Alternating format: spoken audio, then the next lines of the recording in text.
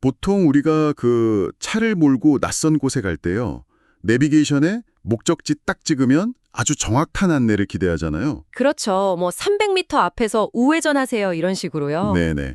다음 교차로에서 직진하세요. 뭐 이렇게 나오니까 우리는 사실 그 기계적인 정확성이나 친절함에 너무나도 익숙해져 있습니다. 맞아요. 언제 핸들을 꺾어야 할지 시각적으로 딱 보여주니까 마음이 되게 편안하거든요.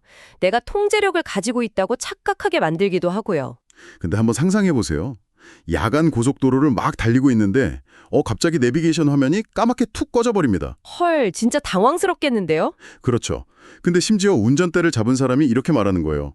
걱정 마세요. 화면은 제가 일부러 껐습니다. 이제부터는 도로 상황을 실시간으로 보면서 오직 제 직감으로만 운전할 겁니다. 이렇게요. 와, 조수석에 앉은 사람 입장에서는 그야말로 공포 그 자체네요. 아주 극심한 불확실성 한가운데로 그냥 던져진 기분일 겁니다. 그게 바로 지금 글로벌 금융시장의 조수석에 앉아있는 우리 투자자들이 느끼는 기분일 겁니다. 여러분 안녕하세요. 더 위클리 ETF 브리핑에 오신 것을 환영합니다. 네, 반갑습니다. 오늘 저희 심층 분석의 핵심 미션은요. 바로 이 새로운 운전사, 그 금융시장의 규칙을 송두리째 바꿀 거대한 이벤트죠. 케빈 워시 차기 연준 의장 지명이 시장에 미치는 영향을 낱낱이 파헤쳐보는 겁니다. 네, 트럼프 대통령의 지명과 함께 통화 정책이 어떻게 완전히 새로운 체제로 전환될지, 그리고 이게 주식이나 채권, 금시장, 또 여러분의 ETF 포트폴리오 로테이션에 어떤 지각 변동을 일으킬지 팩트 기반으로 짚어볼 시간입니다. 맞습니다. 오늘 이 분석을 위해서 저희가 정말 방대한 자료를 쌓아두고 있거든요. 골드만삭스, 모건 스틸리, ABN 암로 같은 글로벌 최고 투자 은행들의 보고서부터요. 월스트리트 저널, 뉴욕타임즈 보도, 그리고 트렌드 스파이더의 방대한 ETF 데이터까지 싹 다 종합했습니다. 자료가 정말 엄청나더라고요. 네, 진짜 방대합니다. 그리고 저희가 본격적인 데이터 이야기로 들어가기 전에 청취자 여러분께 한 가지 확실히 좀 짚고 넘어갈 점이 있습니다. 어떤 거죠? 최근에 미 법무부가 제롬 파월 현 의장에 대한 조사를 종결했다는 뉴스라던가 여러 정치적인 쟁점들이 오늘 자료에 좀 얽혀 있거든요. 근데 오늘 저희 목표는 어떤 정치적 편을 가르거나 특정 입장을 옹호하는 게 절대 아닙니다. 아, 그렇죠. 그건 저희 분야가 아니니까요. 맞아요. 저희는 철저히 중립적인 시각에서 이 팩트들이 여러분의 지갑이랑 금융 포트폴리오에 어떤 실질적인 영향을 줄지만 아주 뾰족하게 들여다볼 겁니다. 네, 이 복잡한 정보들 속에서 우리가 집중해야 할 건 정치적 소음이 아니라 결국 자본이 실제로 어디로 이동하고 있는지를 추적하는 거니까요. 좋습니다. 그럼 가장 기본적인 질문부터 던져보죠. 도대체 그 케빈 워시라는 인물이 누구길래 시장이 막 이렇게까지 들썩이는 걸까요? 자료를 보면 되게 흥미로운 인물이에요. 2006년에 불과 35세 나이로 최연소 연준 이사에 올랐던 엘리트거든요. 35세요? 진짜 파격적이네요. 그렇죠. 그리고 방금 말씀하신 대로 법무부가 파월 의장 조사를 종결하면서 사실상 워시의 상원 인준을 맡고 있던 큰 장애물이 하나 치워진 셈이에요. 뚜렷한 청신호가 켜졌죠. 네네. 워시는 그 2008년 글로벌 금융위기 당시에 벤 버냉키 전 의장이랑 최전선에서 위기를 수습했던 인물이기도 합니다.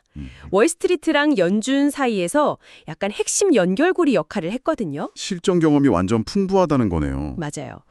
근데 여기서 우리가 진짜 주목해야 할 건 그의 화려한 이력서가 아니라 그가 연준이라는 거대한 기관이 작동하는 방식을 어떻게 뜯어고치려 하는가, 바로 그 철학입니다. 제가 오프닝에서 굳이 그 내비게이션 비율을 꺼낸 이유가 바로 그거거든요. 제가 자료 읽으면서 제일 소름 돋았던 부분이 케이빈 워시가 지금까지 연준이 그토록 애지중지해온 시장의 내비게이션, 그러니까 포워드 가이던스를 아예 꺼버리고 싶어 한다는 거였어요. 네, 선제 안내를 없애겠다는 거죠. 네, 지난 10년 넘게 투자자들은 연준이 콕콕 찍어주는 점도표나 파월 의장의 친절한 기자회견 힌트에만 거의 전적으로 의존해 왔잖아요. 그렇죠. 언제 올린다, 언제 내린다 힌트를 다 줬으니까요. 근데 워시는 그걸 싹 다 치워버리고 실시간 데이터랑 자신의 직감, 그러니까 그 확신을 바탕으로 운전하겠다는 건데 이거 도대체 시장에 어떤 파장을 몰고 올까요? 월스트리트 저널의 에드 야데니 같은 베테랑 전략가들 분석을 보면요. 워시는 지금 연준의 모델에 완전 낡아빠진 유물 취급하고 있어요. 유물이요? 너무 심한 거 아닌가요? 그러니까 1978년식 구형 모델이라는 거예요. 특히 실업률이 낮아지면 무조건 인플레이션이 온다는 그 필립스 곡선 같은 과거의 틀에 너무 얽매여 있다고 엄청 비판합니다. 연준 태도가 너무 반응적이고 시장에 막 질질 끌려다닌다는 거죠. 근데 연준이 앞길을 안 알려주고 입을 딱 닫아버리면 투자자들 입장에서는 매번 회의 때마다 완전 패닉에 빠지지 않을까요? 단기적인 변동성이나 혼란은 뭐 피할 수 없을 겁니다. 근데 워시가 말하는 체제 전환의 진짜 목적은 시장 체질 자체를 바꾸는 데 있어요. 체질을 바꾼다고요? 네. 그는 연준이 시장에 너무 과도하게 힌트를 줘서 오히려 불필요한 쏠림 현상을 만든다고 생각하거든요. 점도표 없애고 FOMC 기자회견 횟수까지 대폭 줄이려는 이유도 결국 연준 입만 쳐다보는 시대를 끝내겠다는 겁니다. 시장 본연의 가격 발견 기능을 강제로라도 되살리겠다는 거죠. 가격 발견이요? 그게 구체적으로 무슨 뜻이죠? 시장의 아래서 가격을 찾아간다는 건가요? 네네. 그동안은 약간 연준이 금리 올릴 것 같다, 내릴 것 같다 이렇게 힌트를 주면 거기에 맞춰서 주식이나 채권 가격이 되게 기계적으로 널뛰기를 했잖아요. 맞아요. 파월 의장 입모양 사나에 막 주가가 출렁이고. 그러니까 진짜 기업의 가치나 경제 상황보다는 연준의 말 한마디가 가격을 정해버린 거죠. 근데 워시는 이제 그 힌트를 차단할 테니까 투자자들이 스스로 경제 지표를 막 치열하게 분석하고 진짜 펀더멘탈에 기반해서 적정 가격을 찾아내라는 겁니다. 와, 결국 투자자들한테 온실밖으로 나가서 스스로 살아남으라고 등 떠미는 거네요. 오케이, 시장이랑 소통하는 방식이 아예 바뀐다는 건 알겠습니다. 근데 내비게이션 끄고 달릴 그 새로운 길의 방향 자체도 되게 혼란스럽거든요. 네, 방향성이 좀 달라졌죠. 과거 2008년 무렵만 해도 워시는 전형적인 매파였잖아요. 물가 잡으려면 금리 무조건 높게 유지해야 한다고 외치던 사람이었는데 지금은 트럼프 대통령 금리 인하 요구랑 좀 궤를 같이 하면서 엄청 비둘기파적인 행보를 보이고 있단 말이죠. 도대체 뭐가 그의 철학을 이렇게 180도 바꾼 걸까요? AI 주도의 생산성 향상입니다. AI가 생산성을 높이는 거란 연준이 금리 내리는 게 무슨 인과관계가 있죠? 워시는 지금 미국 경제가 AI 혁명 덕분에 구조적인 턴어라운드 초입에 있다고 굳게 믿고 있어요. 아, 턴어라운드요? 네, 기업들이 AI를 도입해서 업무 효율이 막 극대화되고 생산성이 폭발적으로 증가하면 경제 전체가 엄청 강력하게 성장하면서도 물가는 오르지 않는 완벽한 상태, 즉 골디락스 환경이 만들어진다는 겁니다. 아, 그러니까 생산성이 높아지면 똑같은 사람과 비용으로 훨씬 더 많은 물건이나 서비스를 만들 수 있으니까 경제가 막 뜨거워져도 굳이 인플레이션을 촉발하지 않고 성장을 이끌어갈 수 있다? 이런 논리군요. 바로 그겁니다. 역사적으로 보면 1990년대 후반에 앨런 그린스펀 의장 시절에 인터넷 혁명 당시랑 정확히 같은 맥락이에요. 아, 그때도 물가는 낮았었죠. 맞아요. 당시 그린스팬도 엄청난 경제 성장 속에서 물가 상승률이 이상할 정도로 낮게 유지되는 걸 보고 금리를 과감하게 낮췄거든요. 워시는 지금 AI가 그 90년대 인터넷보다 훨씬 더 강력한 디플레이션 압력, 그러니까 물가 하락 요인이 될 거라고 보는 겁니다. 흥미롭네요. 네, 그리고 재밌는 건 워시가 물가를 바라보는 방식 자체도 기존 연준이랑 좀 달라요. 그는 인플레이션 측정할 때 절사평균이라는 지표를 유독 선호하거든요. 절사평균이요?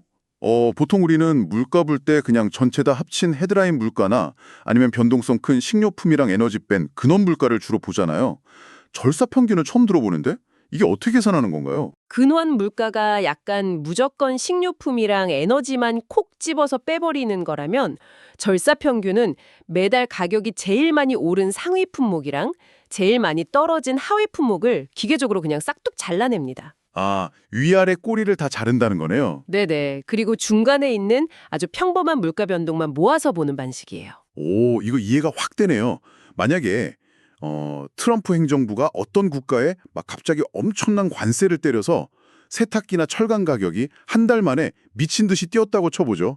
그럼 체감 물가는 확 오르겠지만 절사평균으로 보면 걔네들은 급단적으로 많이 오른 상위권이니까 아예 계산해서 날아가 버리는 거네요. 정확히 그겁니다. 워시가 이 지표를 고집하는 이유가 바로 그거예요. 관세 인상이나 갑작스러운 지정학적 충격 때문에 생긴 일시적인 물가 급등에 연준이 놀라서 금리를 섣불리 올리는 실수를 하지 않겠다는 거죠. 와, 사실상 관세 때문에 생기는 인플레이션을 수학적으로 그냥 무시하고 금리를 마음 편히 내릴 수 있는 명분을 딱 만들어두는 셈이네요. 네, 아주 영리한 접근이죠. 여기까지 들으면 주식시장 투자자분들한테는 진짜 샴페인 터트릴 소식 같아요. AI가 생산성 높여줘서 기업 실적 좋아지고 관세 충격은 무시하고 금리까지 내려준다니까 완벽하잖아요. 그렇죠. 겉보기엔 완벽하죠. 네. 근데 제가 모건 스탠리 자료를 막 읽다가 워시 정책에서 진짜 기묘한 모순점을 하나 발견했거든요. 아, 대차대조표 축소에 대한 그 집착 말씀하시는 거군요. 맞아요. 바로 그겁니다. 워시는 기준금리는 내리겠다고 하면서 동시에 연준이 갖고 있는 그 6조 7천억 달러 규모의 거대한 자산, 그러니까 대차 대조표는 팍팍 축소해야 한다고 엄청 강력하게 주장하더라고요. 네. 양적 긴축, 이른바 QT를 강하게 하겠다는 거죠. 근데 잠깐만요. 제 얕은 정제학 상식으로는 금리 인하는 경제에 돈을 쫙 푸는 가속 페달이잖아요. 네. 그리고 대차 대조표 축소는 시중에 풀린 돈을 연준이 다시 진공청소기처럼 빨아들이는 브레이크고요.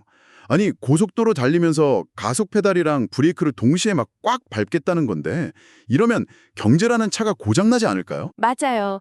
골드만삭스의 이코노미스트 데이비드 메리클도 보고서에서 바로 그 기묘한 정책 조합의 위험성을 아주 날카롭게 지적했습니다.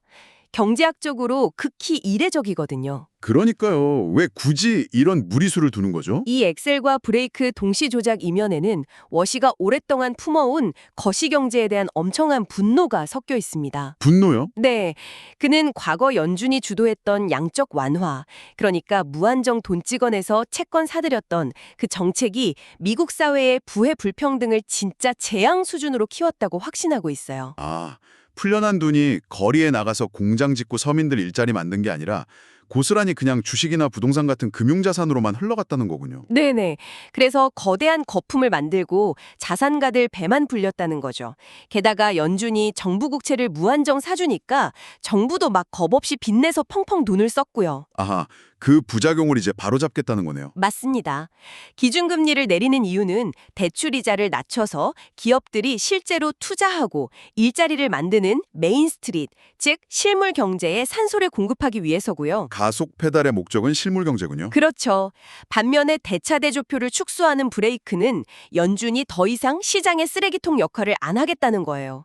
월스트리트 금융시장에 껴있는 그 과잉 유동성 거품을 싹 빨아들이겠다는 의도입니다. 와, 실물 경제에는 활력을 주고 월스트리트의 그 샴페인 잔은 확 빼앗아 버리겠다는 엄청 대담한 타겟팅 전략이네요.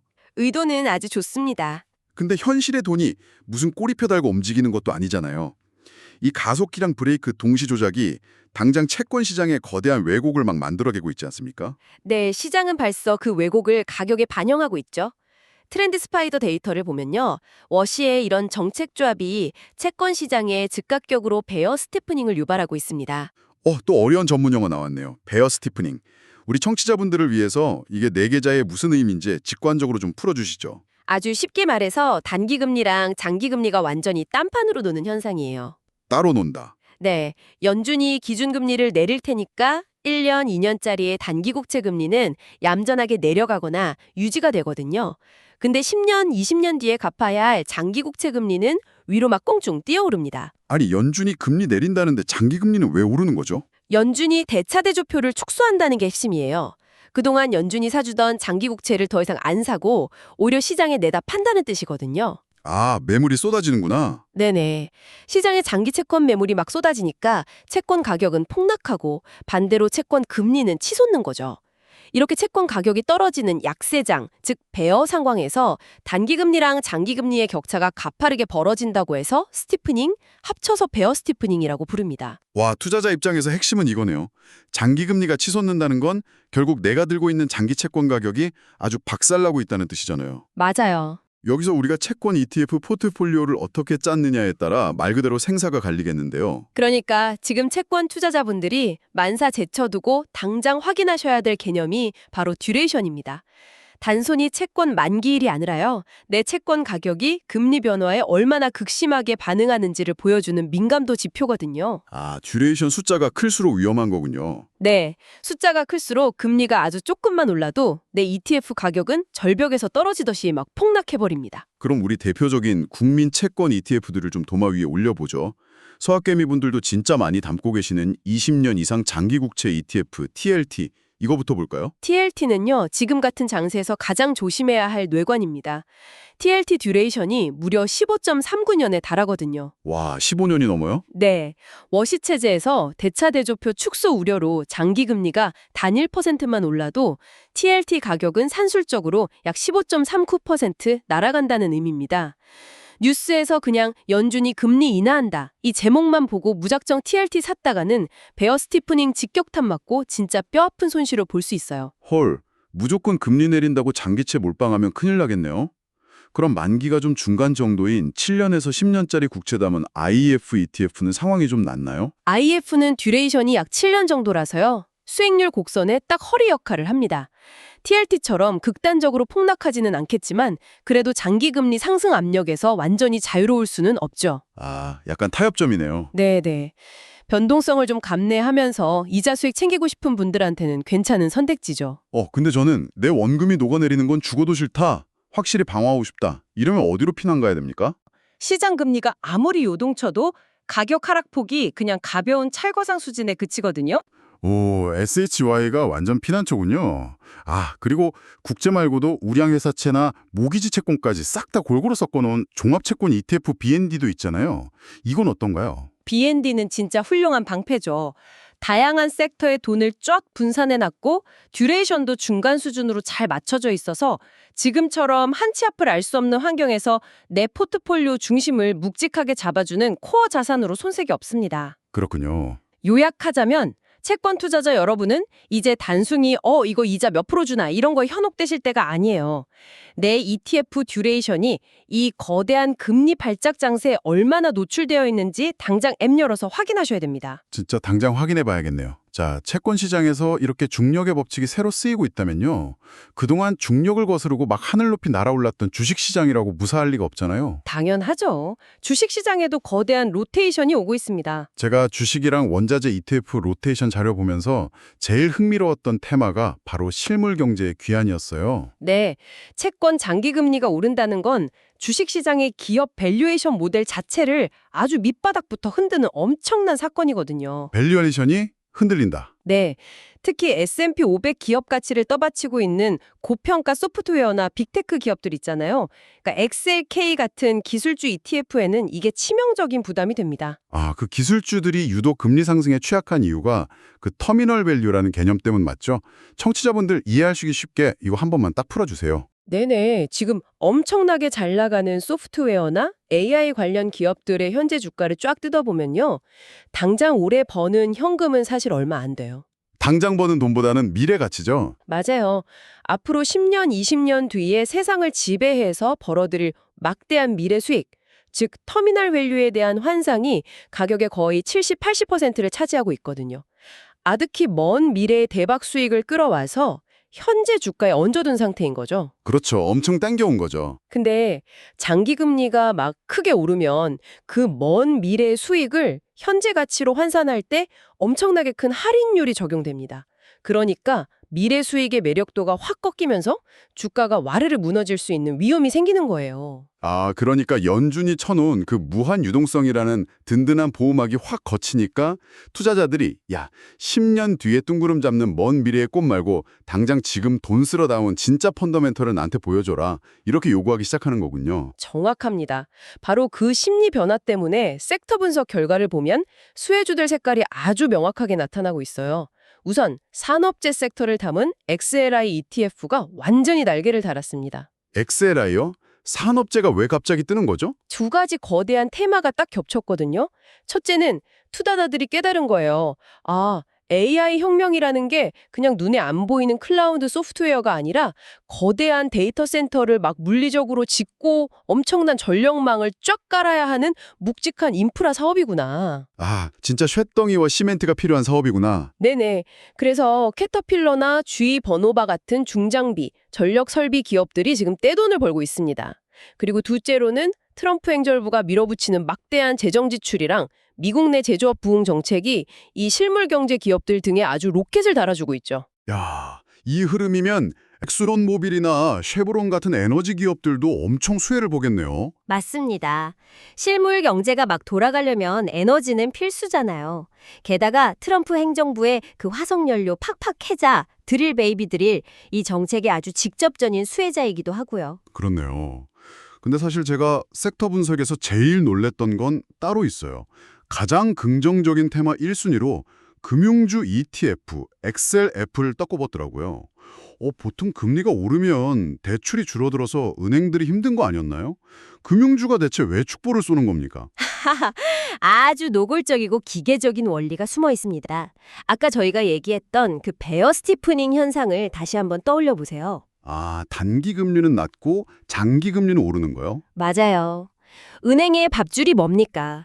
결국 단기 금리로 돈을 싸게 쫙 빌려서 장기 금리로 비싸게 대출해주고 그 예대 마진 차이를 먹는 거잖아요.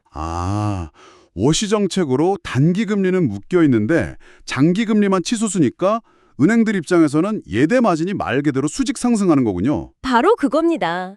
근데 심지어 이것만 있는 게 아니에요. 워시는 은행권 목을 꽉 조르고 있던 바젤3 규제를 개인적으로 강하게 혐오하거든요. 바젤3요?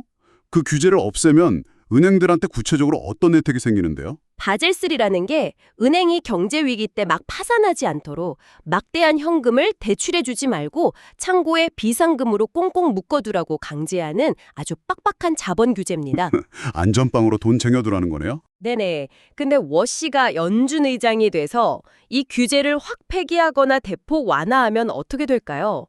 은행들은 그동안 창고에 억지로 가둬뒀던 천문학적인 자금을 당장 밖으로 꺼내서 아까 말한 그 아주 짭짤하게 높아진 장기 금리로 대출을 마구마구 쏴줄 수 있게 됩니다. 와, 장단기 금리 차이 벌어져서 마진은 폭발하는데 그 좋은 마진으로 대출해 줄 수 있는 실탄 규제까지 연준 의장이 알아서 풀어준다. 이건 뭐 JP모건이나 골드만삭스 같은 대형 은행들 입장에서는 거의 역사에 남을 축제가 열린 셈이네요. 완벽한 파티장인 거죠. 그럼 반대로 이 환경에서 지옥을 맛볼 약간 부정적인 섹터도 확실히 있겠죠? 단연 부동산 리츠, 그러니까 XLRETF를 꼽을 수 있습니다. 부동산 비즈니스의 본질이 결국 막대한 빚을 내서 건물을 올리고 굴리는 완전 레버리지 산업이거든요. 빚내서 하는 거니까? 네, 기준금리 내린다고 막 좋아했는데 정작 실제로 돈을 빌려야 하는 장기 조달 금리가 안 멈추고 계속 오르게 되면 이자 비용이 눈덩이처럼 확 불어나 버립니다. 이건 뭐 치명적인 타격을 입을 수밖에 없죠. 아주 명확하네요. 자, 그럼 마지막으로 제 영원한 관심사, 금 이야기 좀 해보고 싶습니다. 워시가 지명된다는 뉴스 딱 뜨자마자 금값을 추종하는 GLD ETF가 단 하루 만에 막 9%가 빠졌고요. 은은 무려 26%나 폭락했습니다. 이거 인플레이션 해지 수단이자 영원한 안전자산 맞나요? 그 폭락은 약간 단기적인 발작에 가까웠습니다. 시장은 워시가 대차대조표를 엄격하게 축소하면서 달러 패권을 엄청 강하게 유지할 거라고 내다봤거든요. 그 기대감 때문에 강달러 현상이 확 나타나면서 달러랑 시소를 타는 귀금속 가격이 일시적으로 타격을 쾅 받은 겁니다. 강달러 때문에 잠깐 빠진 거다? 네. 하지만 글로벌 은행들이 그리는 장기적인 관점의 그림은 완전 정반대입니다. 장기적으로는 금의 매력이 여전히 빛난다는 건가요? 그렇습니다. 데이터에서 절대 간과하시면 안 되는 게 바로 전 세계 중앙은행들의 아주 꾸준하고 은밀한 금 매집입니다. 중앙은행들이 금을 막 사모으고 있죠. 네. 지금 트럼프 대통령은 틈만 나면 연준의 독립성을 막 흔들려고 하고 있잖아요. 워시 체제의 연준이 과연 그 엄청난 정치적 압박을 버텨낼 수 있을지 시장의 큰 선들은 계속 의심하고 있거든요. 만약 연준이 독립성을 잃으면 어떻게 됐는데요? 만약 독립성을 잃거나 아까 저희가 말한 그 가속 페달과 브레이크 동시 조작 정책이 딱 삐끗해서 연준이 인플레이션 통제에 실패한다면 그럼 달러와 시스템에 대한 근본적인 신뢰 자체가 금이 가게 됩니다. 그 극단적인 꼬리 위험이 빵 터졌을 때 결국 최후의 피난처는 종이돈인 달러가 아니라 실물인 금이라는 거죠. 장기 포트폴리오를 든든하게 지켜주는 방패로서 이 GLD의 존재 이유는 여전히 아주 견고합니다. 자, 오늘 진짜 거대한 글로벌 금융시장의 큰 흐름을 쫙 짚어봤습니다. 머릿속에 아주 꽉 찬 기분인데요. 한마디로 좀 정리를 해보겠습니다.